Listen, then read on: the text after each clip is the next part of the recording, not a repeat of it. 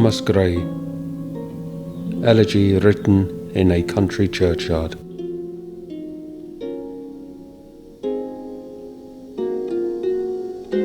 The curfew tolls the knell of parting day. The lowing herd winds slowly o'er the lea. The ploughman homeward plods his weary way, and leaves the world to darkness and to me. Now fades the glimmering landscape on the sight, and all the air a solemn stillness holds, save where the beetle wills his droning flight, and drowsy tinklings lull the distant folds. Save that from yonder ivy-mantled tower the moping owl does to the moon complain of such as, wandering near her secret bower, molest her ancient solitary reign.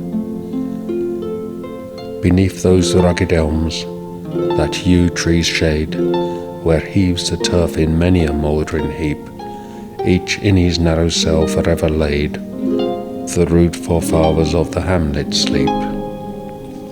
The breezy call of incense-breathing morn, the swallow twittering from the straw-built shed, the cock's shrill clarion or the echoing horn, no more shall rouse them from their lowly bed.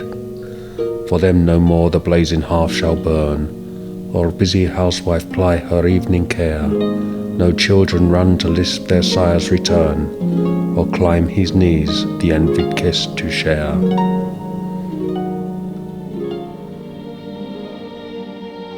Oft did the harvest to their sickle yield, their furrow oft the stubborn glebe has broke. How jocund did they drive their team afield, how bowed the woods beneath their sturdy stroke. Let not ambition mock their useful toil, their homely joys and destiny obscure, nor grandeur hear with a disdainful smile the short and simple annals of the poor. The boast of heraldry, the pomp of power, and all that beauty, all that wealth e'er gave, awaits alike the inevitable hour. The paths of glory lead but to the grave. Nor you, ye proud, impute to these the fault, if memory o'er their tomb no trophies raise, where through the long-drawn aisle and fretted vault the pealing anthem swells the note of praise. Can storied urn or animated bust back to its mansion call the fleeting breath? Can honour's voice provoke the silent dust, or flattery soothe the dull cold ear of death?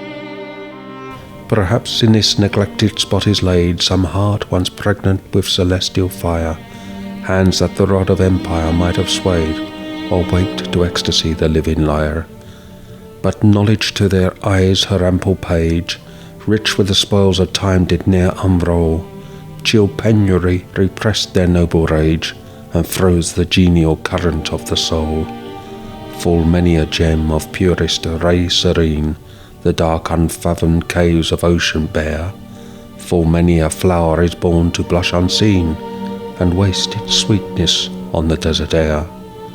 Some village Hampden that with dauntless breast the little tyrant of his fields withstood, some mute inglorious Milton here may rest, some Cromwell guiltless of his country's blood.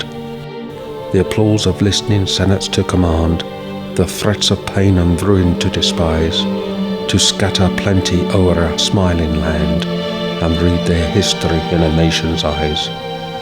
Their lot forbade, nor circumscribed alone their glowing virtues, but their crimes confined, forbade to wade through slaughter to a throne, and shut the gates of mercy on mankind.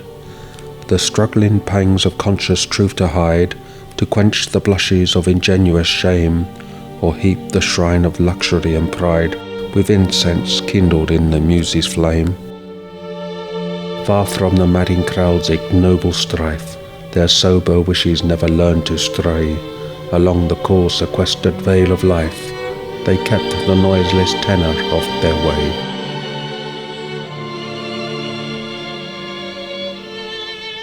Yet even these bones from insult to protect, some frail memorial still erected nigh, with uncouth rhymes and shapeless sculpture decked, implores the passing tribute of a sigh.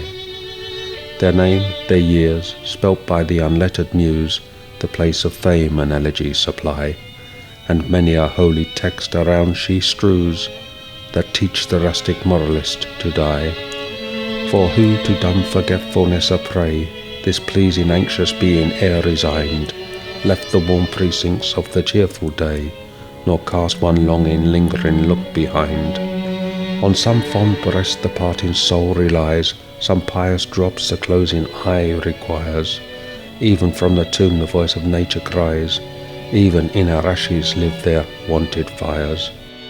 For thee, who mindful of the unhonoured dead, dost in these lines their artless tale relate, if chance by lonely contemplation led, some kindred spirit shall inquire thy fate, haply some hoary-headed swain may say, oft have we seen him at the peep of dawn, brushing with hasty steps the dews away, to meet the sun upon the upland lawn.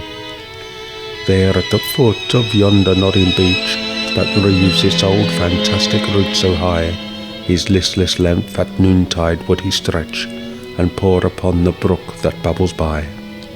Hard by yon wood, now smiling as in scorn, muttering his wayward fancies he would rove, now drooping, woeful, wan, like one forlorn, or crazed with care, or crossed in hopeless love. One morn I missed him on the customed hill, along the heath and near his favourite tree. Another came, nor yet beside the rill, nor at the lawn, nor at the wood was he. The next, with dirges due in sad array, slow through the churchway path we saw him borne. Approach and read, for thou canst read the lay, graved on the stone beneath yon aged thorn.